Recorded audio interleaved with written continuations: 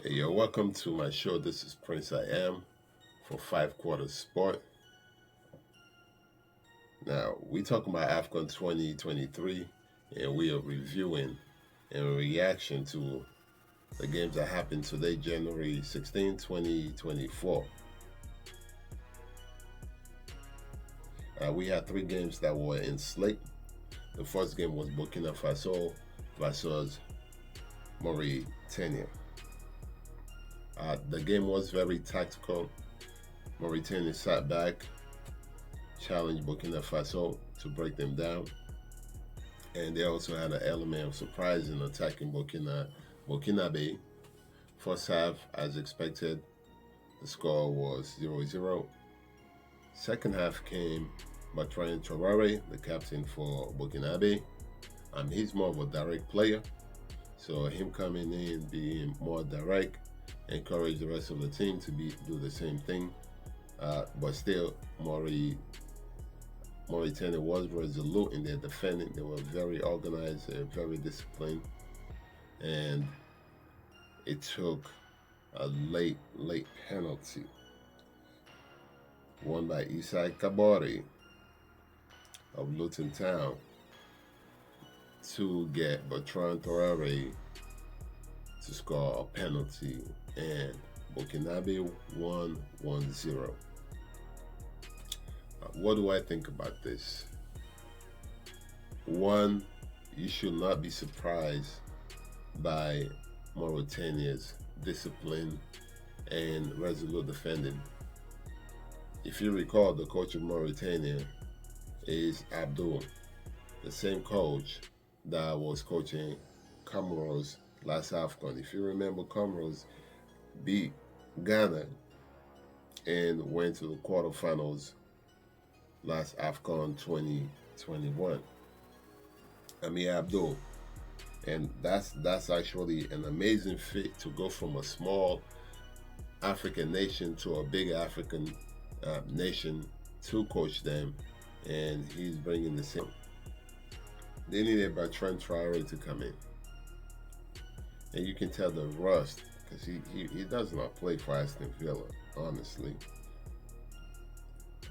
But what you see is that Burkina is an excellent team if the other team is willing to have possession and they can counterattack. Because if they counterattack, they're deadly. So these smaller teams that they will be playing in Afcon, they have one more. They will have problem with any team willing to sit back. That's why they have problems for bigger team. Burkina beats bigger team because the bigger team feel like they need possession. They have to get hold of the ball, and that falls just into the trap of Burkina. But they do struggle if they have to break a team down. Next game we had Tunisia versus Namibia. Tunisia, a big country in terms of the African football is concerned, versus Namibia, a minnow in terms of African football is concerned. And the upset of Afcon 23 finally happened. We had many close scores, but finally this happened. And please don't tell me Ghana and Cape Verde is an upset. That was not an upset. Now, Namibia ranked 115th in the world, came out attacking. The coach, Colin, promised that Namibia was going to play up to their name. They're called the Brave Warriors for a reason. The coach stated that they will come out, and they came out. They came out first half from the beginning, attack, willing to take possession, ready to take it to Tunisia, which was smart. We've stated before, these first games would be problematic for big teams, especially North African, because of the condition. And that was the afternoon game. It was warm. As you can see, Tunisia had a problem dealing with the pace, dealing with the intensity of Namibia, and Namibia had so many opportunities. Tunisia goalkeeper Bayan Said did an excellent job of saving a lot of spectacular will-be goals. Now we head into the second half where Namibia kind of changed the tactic up. This time, instead of being possession like the first half, they changed to being counter attack. They allow Tunisia to take the ball. They allow Tunisia to feel like they can control the ball and set back and counter. And they were still just as dangerous.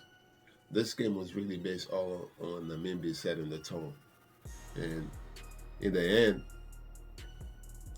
Namibia did score a goal based on counterattack. It was a great individual play by the Namibia substitute, Betel Mazuho, and Betel Mazuho made a great individual play on the flanks, sent a wonderful cross to Dion Hoto for the header, and Namibia deserved the lead. Tunisia did not defend; they fell asleep, and that cross, the winger came from nowhere and got the goal. Tunisia had nothing in them. Tunisia had nothing in them. Namibia deserved that win. Excellent move by Coach Colin Williams to go ahead and go for it to win. Sometimes these coaches, when they play teams like Tunisia, they can have them on the ground. They can have their back against the wall, but they don't go for that kill. They try to settle for a draw. It was refreshing to see the coach make attacking substitution, and this attack is the one that crossed the ball to actually go for the win. And it paid off big time for a major upset. The final game, my oh my oh my, what a game. The final game was between Mali versus South Africa. If you look at my futures, I had a futures video, my first ever video. I stated Mali was going to win the group. I said Mali was going to win the group. And you'll find out why. South Africa came out firing. They came out attacking. They came out defending as a team. And that shouldn't be of any surprise. If you look at the South African team, you will realize that they have a lot of players from Mamelodi Sundowns, the powerhouse in South Africa. The goalkeeper, pretty much their defense is really guarded by Mamelodi Sundowns. I don't know what. Versatile, the Al Ahly man for Egypt, stepped up, the number 10. South Africa on the line, the hopes of the nation on the line. And he skied the ball. Where did he sky the ball to? The gods of soccer? Is that where he skied the ball to? How do you kick a penalty? I never understand players that kick penalties and can't even put it on the frame. You don't have any excuse for that. How can you possibly explain kicking a penalty and putting it in the sky? What are you trying to do? Kick the balls after birds? Trying to target a plane or the sign? Or trying to kick it to all the way in the top row? It doesn't make any sense to me that somebody can take a penalty and not put it on frame. How can you explain to your teammates?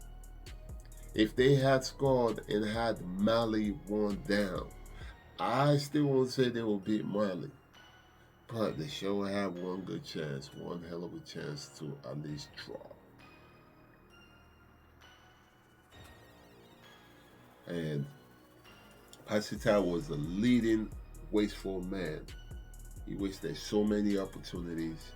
Small chances, glancing headers, penalties, and they paid the price second half because second half Mali came out.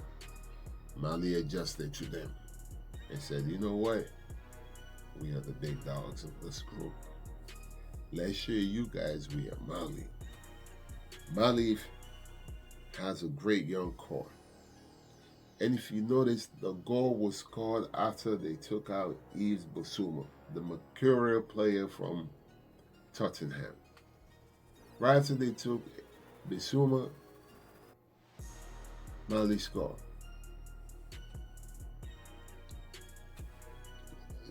You know,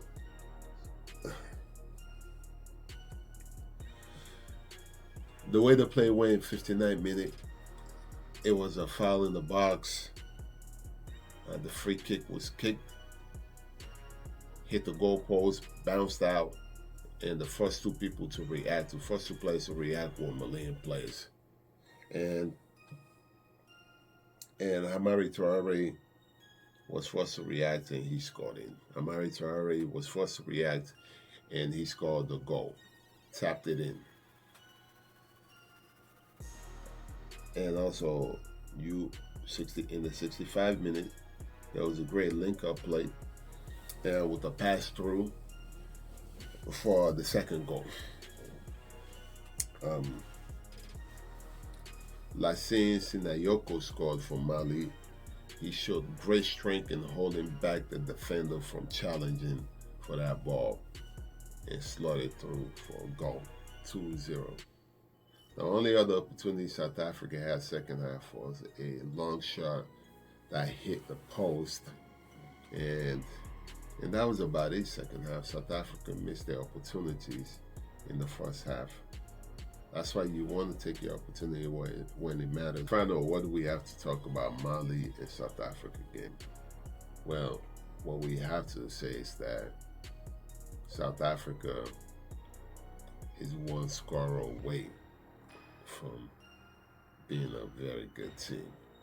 And I rated them highly coming into until Liam Foster, the Burnley striker, man, could not make it due to health issues. Let's just put it that way. If they had this guy, if this dude was on the field, Percy Tau, they would not need Percy Tau to be missing shots. Liam Foster would absolutely hit them up, score a goal. South Africa would be in a different space. But the young man is treating himself, and more power to him. Try to treat himself before worrying about other people or nationality whatsoever. You need to worry about yourself first and take care of yourself.